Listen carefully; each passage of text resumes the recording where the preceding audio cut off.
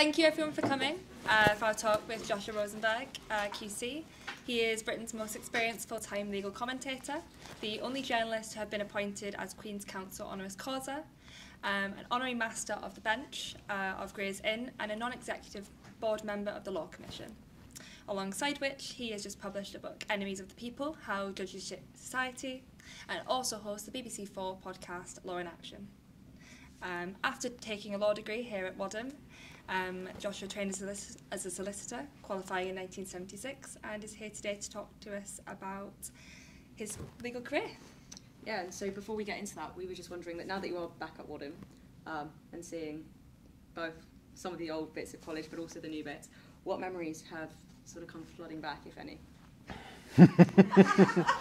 I think just how I wasted 3 years, how I never really understood how to study law, didn't for years afterwards.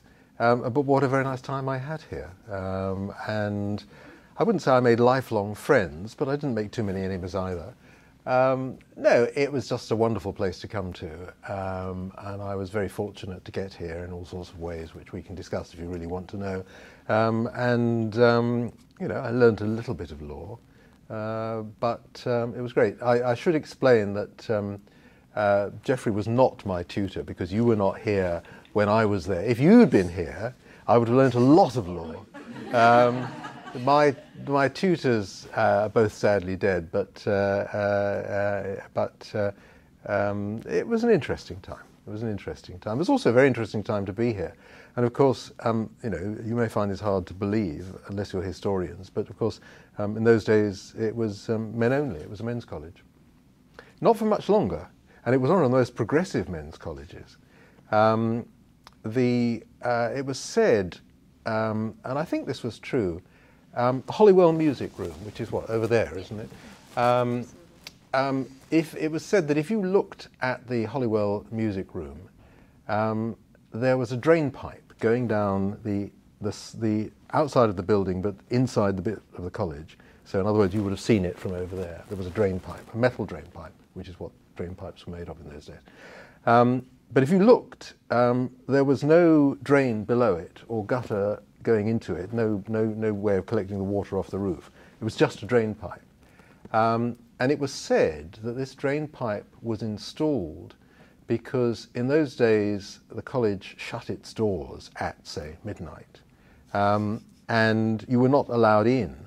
And so traditionally you would climb in over the walls. And it was said that somebody had climbed in, fallen and broken his leg. And Bauer, the warden, was so disturbed by this that he installed this drain pipe to make it easier for people to climb down. Or so it was said. That was then. Definitely want to go see that drain pipe now if it's still here. So we're going to lead with about half an hour panel-led questions, and then after that we will open it up for about 20-30 minutes of audience Q&A at the end. So what is the biggest piece of advice you would give to a current law student or aspiring lawyers generally?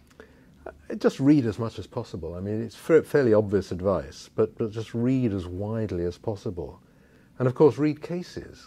I say this is probably completely obvious to everybody, but nobody actually said that to me. We were given reading lists of textbooks, and we were given a list of leading cases. But nobody just said, just read and read and read and try and understand how the judgment is formed, and also don't assume that the head note in the judgment is something that's objectively true. It's bound to be if it's a reliable report. But the most disturbing thing about moving from reading cases in law reports to, which is all we had in those days, obviously long before the internet, to moving to reading judgments as handed out by the court, is that judgments delivered by courts don't come with headnotes. And worse still, they don't tell you who's won. And you have to work it out. And I used to cover judgments delivered by the House of Lords. There was the Gillick case, where it was two on one side, two on the other, and one in the middle who agreed with both. You had to sort of work out who the appellant was, who was the respondent, and then mark it on the front, appellant, respondent, and work out in order to find out who'd won. And that's quite disturbing, really, particularly if you're the first person to read the thing before it's actually published, which we were. So actually wrestling with real judgments and trying to understand them, and trying to understand how the case is decided and what the arguments are, is very good. But it's something that I could have usefully done while I was here, rather than when I was actually having to report the stuff for the BBC, which is what I had to do. Yeah, no, of course. I think following on from that, obviously you mentioned that you really enjoyed your 3 years here. Yeah. Do you think that, especially because I think it is a bit more common at Oxford and similar institutions to stay on for higher education, further education, do you think that it's worthwhile, and do you think maybe there's more of a need for it currently? Are you talking about the BCL, or are you talking... The BCL specifically, but also just other postgraduate degrees? It depends what you want to do. I didn't do the BCL because I wasn't remotely clever enough, and I understood that you had to be pretty bright, and you had to get a first or be expected to get a, which was moderately difficult in my day, I say, defensively. I'm sure it still is. I'm sure it still is. Of course it is. But I certainly was not told to stay and do the BCL, whereas my friends did. I shared a room with a chap called Robert Ham, QC, who's still in practice in Lincoln's Inn, Wilberforce Chambers, I think they're called now. He used to spend his thinking time walking around the main quad, and he stayed on and did the BCL, and then he started doing weekend teaching here, and then he went to Chambers, and now he spends his time walking around New Square, Lincoln's Inn, and it hasn't really changed. He's very bright, chancery stuff and all that. And if you're going into serious chambers to do serious law, great. If you're going to be a criminal hack or something, it's perhaps less necessary. But if the opportunity is there, then take it. Yeah, I mean, if you can afford it in terms of time and money, why not? The other strange thing about being an undergraduate is when you start, you think you've got 3 years ahead of you, and you think it's a lifetime. And then you get to the end of 3 years, and you think, where did that go? And what did I do? And it's all gone. So the opportunity to stay on and do another year. Of course, if you're going to the bar, then you need the conversion course and all that sort of thing anyway, or the same for solicitors. So you have got a bit more education, but it's not the same. I mean, there was nothing more shocking than coming from here and then trying to study for the then solicitors qualifying exams, which was not just a test of memory, which I was never very good at, but a test of how well you could take dictation.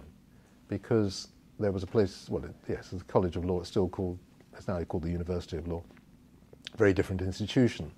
But you were given dictation, and you had to make written notes. Not written notes. You actually had to write out the text in handwriting, and it was the lecturers would deliver this summary of the law at slightly faster than handwriting speed. So you had to write it very quickly. And there was no point because they had little crib books anyway, which had most of it in. It was a very, very strange technique, and I found it very, very challenging. But the shock of going from the intellectual pleasures of working here to training as a solicitor, as it was then, was dreadful. Yeah, no, I mean, I definitely feel like my degree is whizzing, but I empathise with that. But I do think it's really nice to see that the BCO isn't necessary. Not for everything. No. I mean, if you want to get, good chambers in commercial or chancery or something like that, then I'm sure that's something that will distinguish you from all the other people who are desperately competing for far too few places. Do you believe it was similar motivations that eventually led you to leave City Law? Now, City Law. What do we mean by City Law? What I did was I applied to a few law firms of different sorts through the University Appointments Committee group here, and I ended up in a solicitor's practice in Richmond, Surrey, on the outskirts of London, a general practice, which was very, very enjoyable, a very nice place.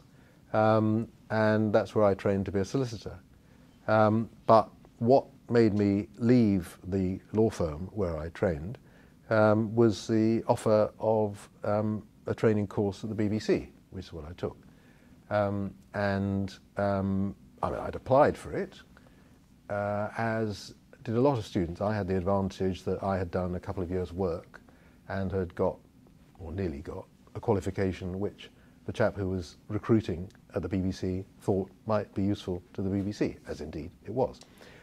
So that at least made my name rise to the top of a very long list of applicants for places on the BBC training course. And when I was offered the place on the scheme, I had to rationalise it.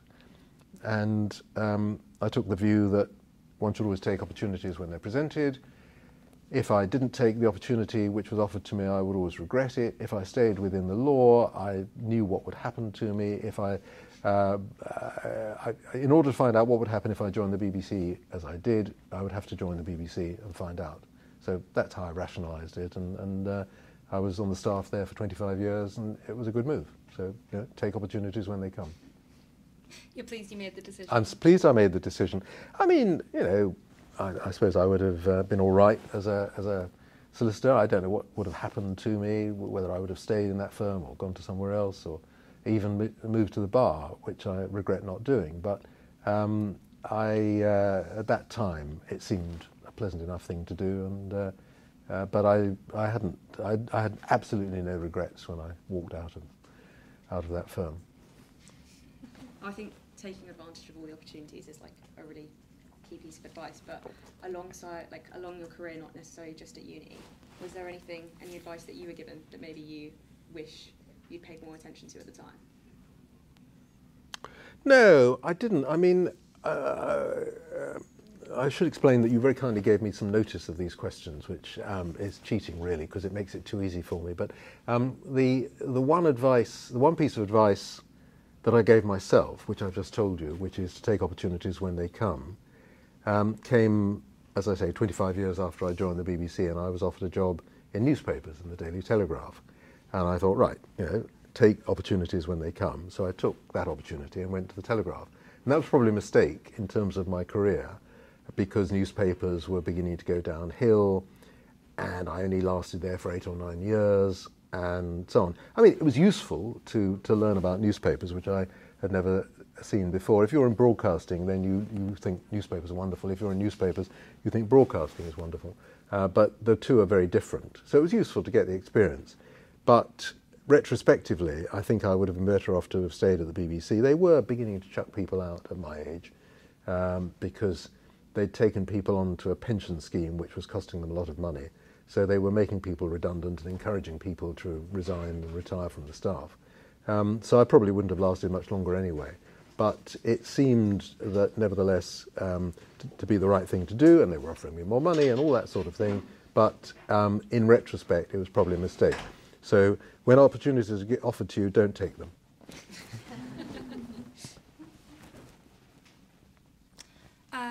I guess conversely, is there any advice that you took that you wish you hadn't? That's the question. That's the question I was hoping. That's the question I've just answered, really. That was what I was thinking of. That's the trouble with giving me the questions in advance. I'd thought of the answer to that question rather than the previous question. No, I think it was retrospectively, looking back, I think I should have stayed at the BBC when I left.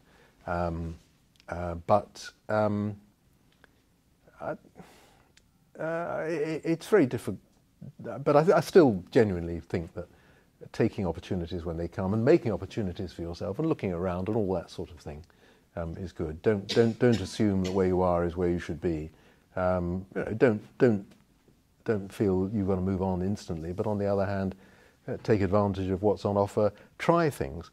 I think the other thing is don't be alarmed at pushing yourself beyond your capacity. I get asked to do bits of broadcasting from time to time by various broadcasting organisations, and they generally ask me to talk about a news story that I know nothing about. And I think that's really complicated. I don't think I know anything about this. I've only got 5 or 10 minutes to read it up. I've got other things to do. It's very easy to say no. And in my line of business, I try, whenever possible, not to say no, because one finds that you can actually manage it with a bit of pushing and a bit of stretching and a bit of busking it and so on. When you do it and you get through it and it's okay, then it gives you a sense of satisfaction. So don't be too nervous about testing yourself and trying something which seems a bit alarming and difficult, because in the end you'll probably find you can do it, and if you don't, people may not notice, and if they do notice, well, you've given it a try and you'll be able to do better next time. So stretch yourself, push it. I think on the idea of challenge, majority of us, or at least those among the student body, probably know you best for Law in Action podcast. When you were first broadcasting and recording, were there any challenges that you kind of saw, like trying to get attention to a podcast instead of like normal media and newspapers? Well, first of all, in those days they were broadcasts, they weren't even podcasts. Secondly, in those days, the main challenge was the Bakerloo line. We recorded the programme in a studio in the sub-basement of Broadcasting House. There's the ground floor, the lower ground floor, the basement and the sub-basement.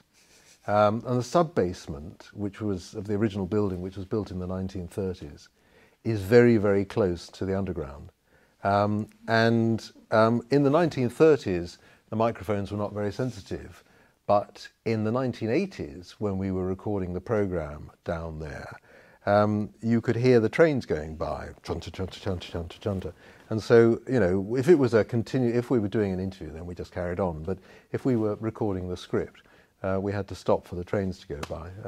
So that was one of the challenges of doing the programme. The main challenge at that time was to get judges to speak, because judges didn't give interviews.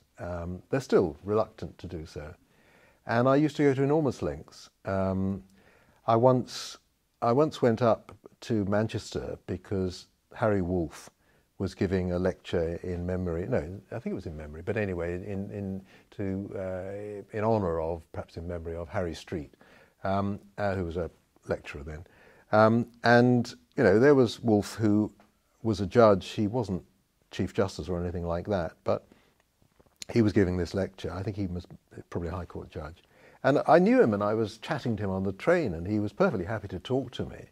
But the convention was that although I could go along and put a microphone in front of him as he gave this public lecture and broadcast it, I couldn't actually interview him because judges didn't do interviews. They're much more willing to speak now. But we went to enormous lengths. I mean, there was a judge called Rose Heilbronn who laid the foundation stone for a building at Gray's Inn. And I remember standing there, this is in the mid-80s, with a microphone as she, dug the first sod or whatever you do to lay a foundation stone, and just to get her voice on audio, on tape, as it then was, just so that we could broadcast the voice of a judge, because it was so rare. It was like that. The other thing, of course, we did was to interview lawyers who'd never done interviews before. And they were quite nervous. John Laws sadly died 2 or 3 years ago as a Lord Justice of Appeal, was then at the bar, Treasury Devil, and he said the prospect of being interviewed by me was worse than going to the dentist.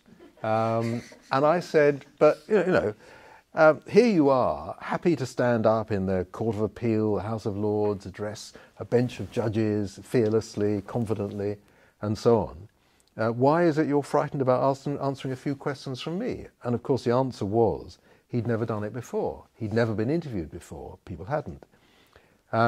And then it was really curious because they would start speaking and they would be aware that they were not as coherent as they wanted to be. And they were stumbling and they were falling over their words and they were repeating things. And all they were used to was hearing other people broadcasting on the radio who sounded fluent and articulate, in command of the facts and so on.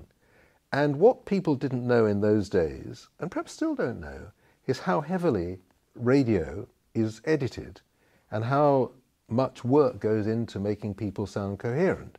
I mean, it may be just, you do the whole interview and you say to them, well, should we treat that as a rehearsal and do the whole thing again? And they look a bit crestfallen, but it gets much better because they've practiced it and they know what they want to say. Or you just cut chunks out, or you can do the most extraordinary things with sound or editing. You can make people sound wonderful who were not. But that's what they used to hear, and they couldn't understand how it was that they didn't sound as good as the people they used to hear on the radio. And then, of course, they heard themselves, and they were very happy once it had been edited, although they had to trust us, which they still do.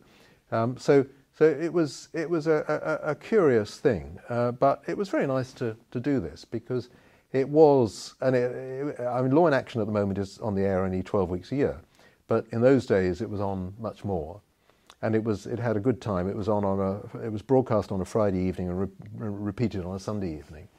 And judges who used to drive off to the countryside for the weekend would say that they listened to it either going out to the country or coming back from the country, either on a Friday or a Sunday. But also prisoners used to listen to it as well. And I thought this is quite a wide range between the judges and the prisoners who they've sent to prison, both listening, both having an interest in the law, although the programme was then and is now intended for the widest possible audience, not just for lawyers. Yeah, I think that's certainly how I got into it. Yeah. But you're right, it is a podcast these days, but old-fashioned people can still turn on the radio at a specified, pre-arranged time and hear the voice coming out without the need to find it, because that's what you get. So on to a few more questions about the most recent podcasts. Firstly, to what degree do you believe the UK are doing enough to support the ICC with prosecuting the Russian war crimes? The UK was a founder member of the International Criminal Court. I went to the Rome Conference in 1998, where the Statute of the International Criminal Court was signed by the UK and other countries. And the UK has always been a great supporter. And Dominic Raab has been to The Hague to see the prosecutor of the International Criminal Court, Karim Khan, to offer the ICC prosecutor support from the UK. The Attorney General has taken a slightly different tack, and she's been to see the Ukrainian Prosecutor General to offer her, the prosecutor, support. And that's all to do with the complementarity of the ICC, which is that it steps in when national courts can't. But the UK government is very keen on bringing perpetrators of war crimes in Ukraine to justice, as it should be. So that's something to be proud of. The UK, I mean, I spoke to Dominic Raab, and you may remember at the start of the war, the UK and the US were publishing intelligence assessments, which is actually quite unusual. They told us that Russia was about to invade, and indeed it did. Not everybody in Ukraine believed it or listened to it, but I didn't see why it wasn't true. And so I said to Raab, are you going to provide intelligence assessments to the ICC? To which the answer was obviously yes, but he said, we don't talk about intelligence assessments. And of course they had been before the war. And I think he confirmed it later on. So obviously, all the records of where Russian troops were at various times and so on is essential for the investigation. And indeed, to some extent, that's all the prosecutor has got to go on at the moment. It's aerial photographs, it's photographs of mass graves, it's where troops were, Russian troops were at various times, it was who was where and when. Huge amount of data and material, isn't it? And I suppose the challenge is to sift it and to work out what to do. But I'm pretty confident that the UK is providing all of that.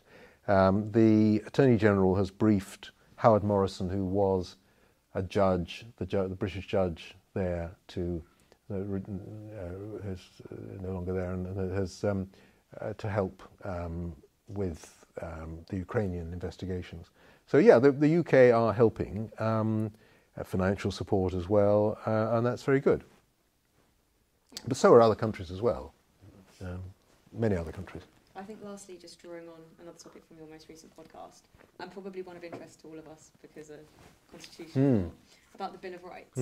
What's your opinion on the new Bill of Rights? Well, I want to see it. I want to see if it exists. I'm not at all sure it does exist. I know that the Justice Secretary has got a consultation paper, and presumably there is something drafted, but we haven't seen it. We don't know what it would say. We don't know what it's for. We don't know what it would do. I mean, I asked him whether he was actually going to produce legislation called the Bill of Rights Act, which makes no sense, or the Human Rights Act Amendment Act, which makes a bit more sense. But, I mean, Bill of Rights is a very powerful phrase. It's a redolent, it's redolent of the original Bill of Rights. It suggests something like the European Convention on Human Rights, doesn't it? It suggests a document which includes a vast range of rights. Otherwise, what's the point of it? But all he's told us is he wants, to slightly adjust the balance between Article 8 and Article 10. He's keener on free speech and less keen on privacy. And this ties in with his attempts to slap down slaps, whatever they're meant to be. We talk about that if you like. And he's told us that he wants to do something about juries, but he's pretty incoherent in that. At the moment I don't know what he wants to do. And until we see it, and I'm not confident that we will, but until we see it, we can't possibly judge it. Yeah, I agree. There is certainly a lot of uncertainty with that. But I think that's it from us. We would love to open it up to a wider audience Q&A. Laura. I just Laura. wanted to add a postscript to what Joshua said. Those of you who don't know me, I'm an emeritus fellow in law and an emeritus professor in the faculty.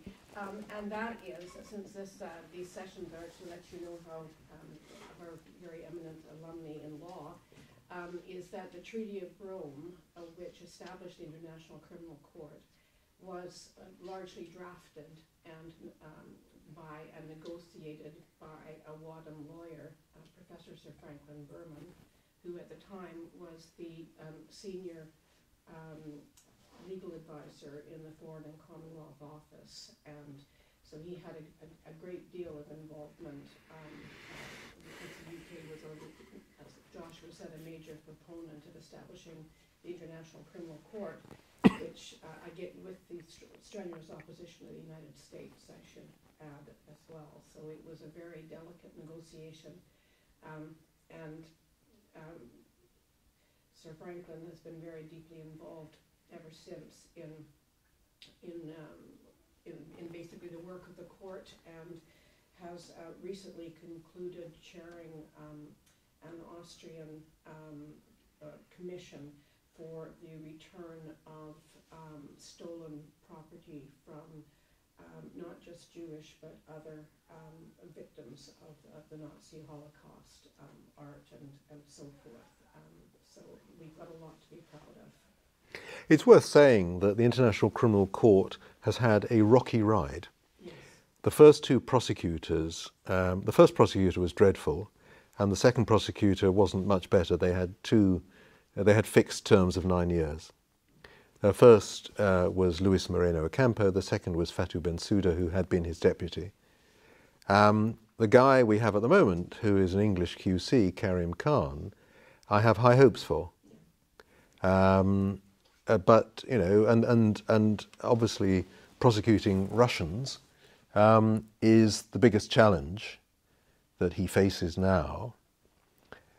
And we knew, because he made this clear when he took over, that he had been bequeathed far too many potential cases, plenty of which were political rather than legal, and that he was determined to get to grips with the habits of his predecessors to start cases which weren't going anywhere.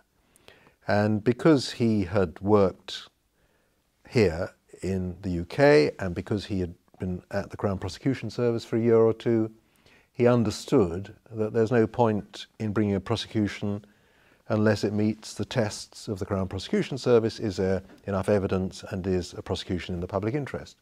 And so before Russia invaded Ukraine, he was determined to try and pare down the court's docket. And although he is still going around to different countries and supporting various different investigations and so on, this is going to be the test of the remaining 8.5 years or whatever he has of his mandate. If he can get Russians in general, and extraordinary though it may seem, Putin in particular, if he can bring them to justice, then that will enhance the role of the International Criminal Court for your lifetimes. If he fails, well, that's unfortunate, but it's a huge challenge. But Milosevic was brought before the International Criminal Tribunal for the former Yugoslavia, and so not the ICC, but a preceding body. So if it's possible, then he should. It doesn't, as I say, it doesn't have to be the ICC. It could be a Ukrainian court, or it could be a court anywhere exercising universal jurisdiction. But if Russians can be brought to justice over this invasion, that will enhance the reputation of international criminal justice, which, as I say, has had a difficult 20 years. Brilliant, I think. Is there any other audience questions? Joshua, thanks. I'm both interested and relieved to hear you say that you think this Bill of Rights may never materialise. Before I was lucky enough to be at Wadham, I was involved in a couple of civil society organisations who were quite worried about this Bill of Rights idea. And obviously we've had the government's judicial review reforms kind of being sort of squashed a little bit, a bit of a damp squib. Now we've had the, overhauling the Supreme Court, that's been kind of put to one side. Do you think the same thing or something similar might happen with these, some of the kind of scarier human rights reforms, some of the stuff about immigrants and torture, Article 3 torture, some, do you think there's a chance that those things might just be? I do think there is. I mean, the Judicial Review and Courts Bill is in the House of Commons this afternoon. I haven't had an opportunity to read Hansard, and it's obviously 2 or 3 hours late, and so it's a bit too soon to know what's been happening today. But I do know that the expectation was that the government would concede an amendment to it, a relatively minor amendment. It was to do with the presumption in the bill about whether the courts would either suspend a quashing order or not. And so there was a slight concession there. But the main parts of the bill, overturning cart, as I always say, meaning you didn't get 3 bites of the cherry in immigration cases, and making it harder to quash decisions of decision makers in clause 1 of the bill, they're still there. But the presumption that this should happen, I think, is something that the government may concede. But anyway, that was a presumption which was rebuttable, and judges could have overturned it, and we would see what they would do if this actually happens. But further, I mean, these of course were Buckland's proposals. We're told that Raab's further proposals for judicial review are not going to be in the Queen's Speech, so not going to be on the legislative agenda. I genuinely don't know what's going to happen about the human rights reforms. I can't see them being a vote winner. I can't see why the Prime Minister would want to allow Parliament to spend ages discussing what are either relatively minor, or if they're not relatively minor, certainly ill thought through, or at least if they're not ill thought through, we haven't been told what they're going to be, reforms. I can't see that that's a vote winner in the run-up to an election which could come in a year or not much more. I don't think Raab is in a particularly strong position despite being Deputy Prime Minister. So I would be, I tend to be a bit of an optimist in that sense. It's not that I'm against the reforms, but I want to be persuaded there's some point to them, and I've yet to be persuaded. And I don't want to see reforms going through that are not thought through. And we know that Raab has ignored the recommendations by Peter Gross, who conducted the Independent Human Rights Act review, in the sense that he doesn't respond to them in the consultation paper. What's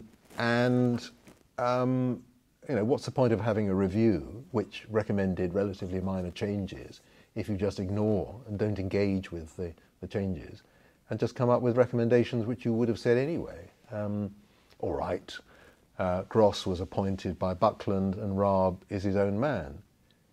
But, I haven't been persuaded that there is a need for anything. I don't particularly mind slightly rebalancing privacy and freedom of speech, if that's what he wants to do. I can see arguments for dealing with these so-called slaps, which are meant to, these are meant to be attempts to reduce free speech, to make it more difficult for journalists to write things.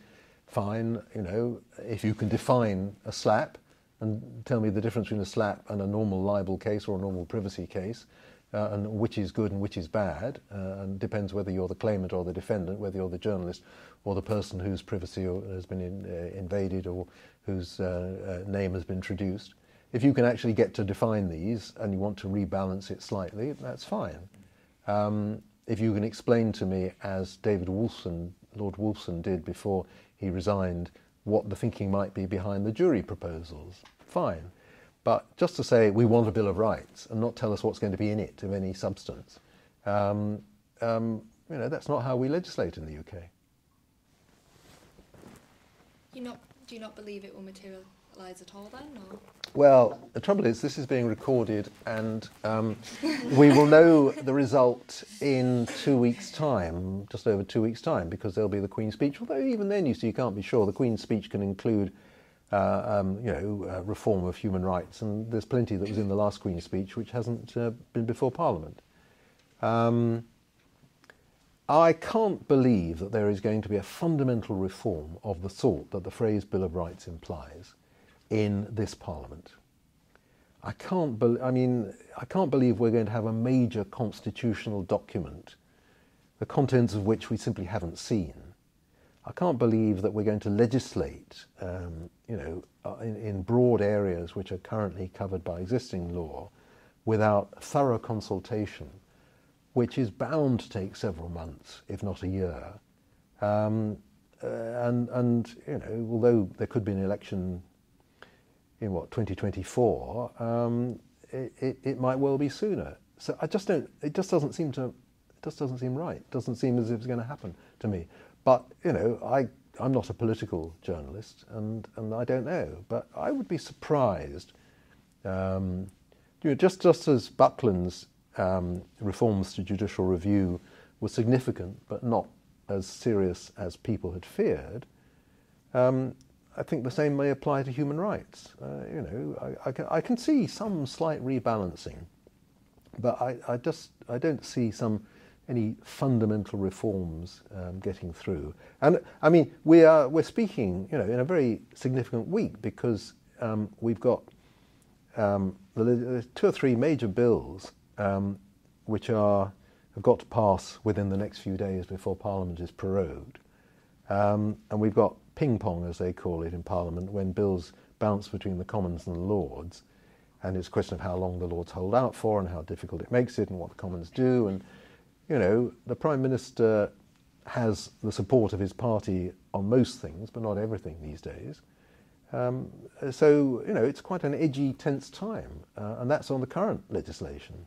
So who knows what they're going to do on something which the lawyers are going to be fighting against, if only because, you know, so far we haven't been persuaded what the basis of it is. Seems to me.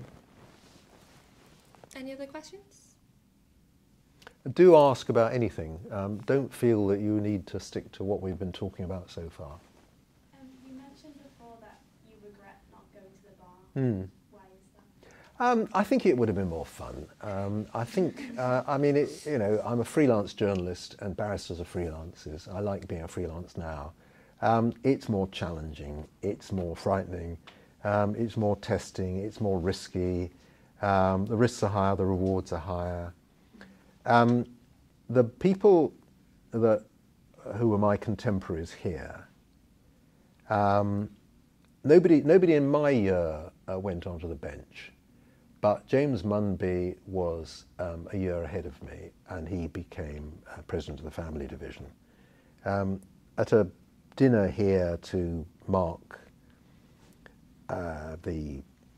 I think it was a sort of dinner for Munby and for John Dyson, Lord Dyson, who of course went to the Supreme Court, who was slightly earlier. I recounted the story about the library suggestions book, which I had completely got wrong in my memory. I remembered it as some thick leather-bound tome. It was actually an exercise book, and the idea was that you used to write notes saying to the librarian, I noticed that a page in 1934 1QB has been torn out to 147. You know, can this be replaced, please? Or, you know, couldn't we have heating in the library and things like that? Useful suggestions. You still make the same. Exactly so. You know, and you know, please can buy a full copy of some ridiculous. But we also used to create fantasies of one another, and we used to refer to one another by cod judicial titles, and we always used to call James Munby MR, because we decided he was going to be Master of the Rolls. We weren't far off, you know. He didn't quite make it a Master of the Rolls, but he did do that. There was another chap in my year called, he wasn't actually in my year, but he did greats. He was a 4-year thing, and so he did law. He sort of overlapped with us, and he went to the bar, a chap called Andrew Smith, and he became a High Court judge. He didn't go any higher than the High Court. So these were, you know, bright people, and this chap Ham, as I say, at the Chancery Bar, and there were one or two, you know, quite successful solicitors and so on. And I didn't really see myself in that mould. And I decided that to go to the bar, you had to be very, very clever. And I think that is still the case. But I now realize, I've now met people who have done quite well at the criminal bar. And I've decided that some of them had a lot of skill and a lot of charisma and a lot of common sense. I mean, Secret Barrister's memoir, which is out shortly, is being read on the radio this week. You know, there are one or two people who've made it at the criminal bar without having any greater intellectual ability than I have. So I think if I'd known about the criminal bar, I might have given that a try. I think I could probably have just about managed to make a living at the criminal bar. And the bar exams were much easier in those days than the solicitor's exams, which are terrible. And the camaraderie, I mean, I've made up for it because, you know, I'm an honorary member of Gray's Inn, as you said, and I'm an honorary QC, and so people guess wrongly that I'm a barrister. So if they ask me directly, I say no, I'm not. But it's quite nice to pretend, really. I live in Gray's Inn as well, so you know, it's all. I've got there in the end, in a way. But I think I would have preferred to have tried my luck at the bar. when you said, Joshua, that you had to be clever to go to the bar, you must, over the past 40 years, have realised there's clever and clever. And not all clever people are clever in the sense that gets them to do well at the bar. I mean, it's just pretty obvious when you look around. But can I also just say, I'm sorry you raised the issue of your speech of James Mumby, because I'm an old man and I can't believe my heart can withstand many more of these shocks. I was virtually in favour of forbidding you having access to that book. And it was only after a lot of soul-searching about free speech and the rights of man and the Bill of Rights that I finally decided that my censorious attitude was wrong. May I just say, he, let's say, had the most elegant go at James Mumby that James Mumby has ever suffered, I think. And the skill with which he stayed just this side of something like defamation. I don't think affection is a defence in defamation, is it? Anyway, but you brought that back, Joshua. I'm sorry we didn't record that if we didn't, but that would be a good exercise of cleverness of the kind that I've certainly seen work very well indeed at the bar. Thank you. I mean, I don't think you did record it. And I was reminded of it because you kindly took me into the new library just now, which is where I had to go with some difficulty because it was a weekend, it was locked. But I finally found it, and it had been left in an envelope for me. And I returned it, I'm confident, yes, and it's still there in the archives. It's bound up for not to keep another 100 years. Yeah, exactly so. But it's extraordinary how memory plays tricks with you as to what it physically looked like and how clever we were. I think actually I did take a photograph on my phone of it, of the page. But we used to construct. I mean, it was how to waste as much time as possible. We used to construct these extraordinary, fantasies about one another and about judgments and showing off bits of cod law and all that sort of thing. But yeah. Not all journalists try to destroy people's reputations. And some of us, I mean, there is one judge whose reputation I had no difficulty in destroying, but he destroyed it himself, and that was Mr. Justice Peter Smith. But he's unique, I have huge admiration for vast number of lawyers and judges, including James Mumby and John Dyson and Frank Berman and people like that, because I admire intellect when I see it. But yes, you're right. There are people at the bar who I admire, and there are people who I couldn't emulate, and there are people I could probably just about have mucked in with and coped with and done as well as. So, but I didn't know that because, like some of you perhaps, I had no background in law, I didn't know any lawyers, my family didn't have any university education, my father had hardly any secondary school education, and my mother not much more. So, I was in the dark, like so many people. And it was all very strange and very mysterious, and I've just bought a copy to give to somebody of Glanville Williams' Learning the Law, and there was an edition which I consulted 50 years ago, which I've still got, which was very useful, although it was out of date even then. But nobody really tells you how to study, or they didn't in my day. I mean, Glanville Williams does, in a way, and gives you some, I mean, the current edition is obviously not written by him, but gives you some advice on how to cope with legal materials. But just, how to cope with it all, particularly as it's a subject you don't normally study at school, to cope with it all is all quite challenging. But I suspect these days that tutors are much more helpful in just telling people how to handle it. In our day, it was, here is a reading list. In fact, I think I got two letters. One was from Bowra saying, yes, you can have a place, and the other was the reading list, but the reading list came first, you know, so I thought, oh, that's rather curious, you know, perhaps I've got in. I mean, they both came in the same post, and I opened one before the other, I think, or parents did. But that's it, you know, read the following books. And, you know, that was challenging then. I suspect for students now, it's even more challenging, quite honestly. But that's what you do. What was it then that first led you to pursue law? Because I hadn't done badly at it at school. Because, of course, I hadn't done it at school. So I couldn't, you know, I hadn't failed at it. I was actually interested. We did, as part of an economics A-level, we did a subject called British Constitution, which was, you know, part of an A-level of what is constitutional law.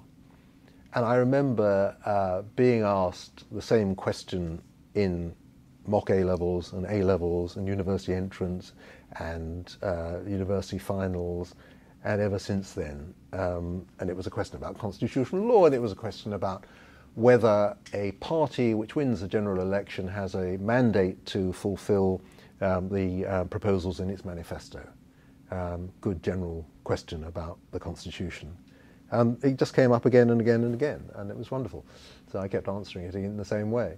No, I was interested in law, but I certainly didn't have any knowledge of law, understanding of law. Whereas I think Munby was asked this question, and he said, you know, he went to somebody he knew who said, well, read these 5 books, which he did in a week or something, and you know, then he got a grounding in it. But I didn't, and you know, it would have helped. But no, also it's a practical subject. You know, there's a lot of discussion about whether you should, if you want to be a lawyer, whether you should read law, whether you should read history or English or classics or greats, you know, which is better. I tend to think it's a good idea to do law because you get the opportunity to study it at an intellectual level, which you may not do in practice. So I think that is a good idea. But equally, if you're going to be doing law all your life and you want to do something like Sumption and do, you know, medieval history in your spare time, then why not read history as an undergraduate and then convert to law and pick it all up? I would recommend, if you're going to be a lawyer and you know you want to be a lawyer, doing a law degree. But equally, if you want to switch, that's also fine. I think picking up on the idea of like barriers to law and challenges, you sort of mentioned that you would have liked to have gone to the bar had you had the chance. I think for those who are like aspiring barristers, one of the biggest fears is like access to the bar and also the idea of being a freelancer. You said you really liked it. What is it? Well, I do now, because you're living on your wits, you're living on your abilities. You have only yourself to blame if it goes wrong. All right, you need to get onto the bar, and you know, one of the tragedies of the current system is that far too many people think they can join the bar, and they are exploited not by the universities like this, but by the colleges which provide tuition for bar students, aspiring bar students and aspiring solicitors. And it is, you know, an obvious demonstrable mathematical fact that far more people take these courses than could possibly join the bar, which is extremely difficult these days, lack of pupillage, or even join solicitors' firms, which again is difficult, or even join something like the Crown Prosecution Service, which is difficult. And, you know, these commercial institutions are taking money from these students who are not students at this university, and not students, you know, who have demonstrated great intellectual strengths, and who are not going to make it at the bar.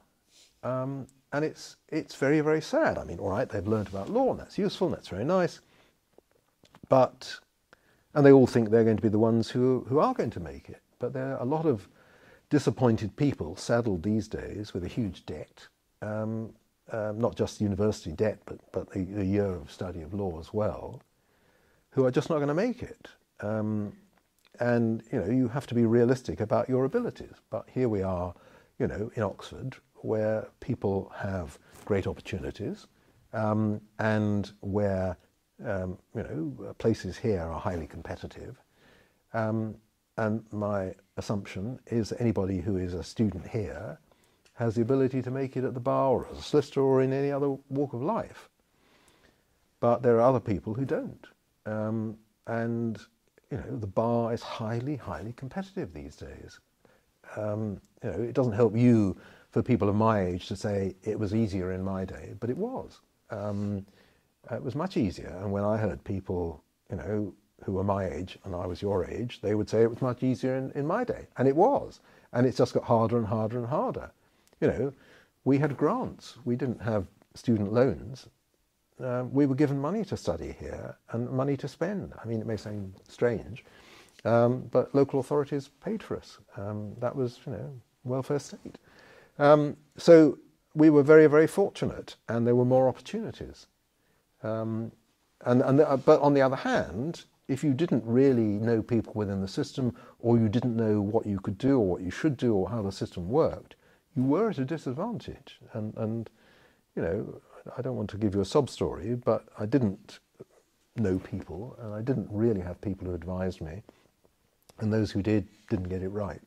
So, you know, it's trial and error, but as well as reading a lot, the other advice is to speak to as many people as you can, and if you want to be a lawyer, speak to as many lawyers as you can, and find out as much as you can about how the system actually works, and about what your opportunities are, and what your chances are, and what you're likely to get, and what you're not likely to get, and then keep trying. Any other questions? To sort of pick up Laura's hint, I'm not rushing off tonight. If any of you do want a word with me in this room when we finish, or wherever we're going, that's fine. I'm not going to be much use to you beyond that, because, you know, I'm not a legal practitioner. And if you're interested in legal journalism, forget it, because there isn't any really. But if you do want to ask me about that, I'm happy to tell you. But if I can, you know, I realise it's difficult to sort of ask questions in public. So if you want a quiet word with me tonight, or even subsequently, by all means. On that note, I guess we'll wrap up there then. Yeah, Thank you very much.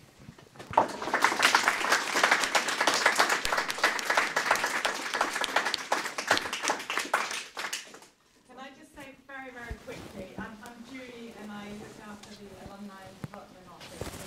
And you will have heard that various colleagues in the office are working on this Giving Day that will drop in May. Many of you have heard. But Joshua, I wanted to thank you very, very warmly for doing this. Giving Day is about giving back to the Wadham community, and you have done that in extraordinary ways this afternoon. So very, very grateful to you for opening up and sharing. No, well, it's a pleasure. I mean, I very much wanted to see this building, which of course I haven't seen before, and see how the college looks, and see people, and see old friends, and so on, Laura, Jeffrey, and so on. So it's a great pleasure to be here, and, you know, lovely afternoon out. Oh, and Giving Day is entitled Wadham Proud, hashtag Wadham Proud, and your work to promote the public understanding of the law certainly makes us very Wadham proud. So thank you for showing that. And Jenny and Karishma, thank you very much for Thank you organising such very a much. brilliant Yeah. session. Thanks. Well done. Thank you.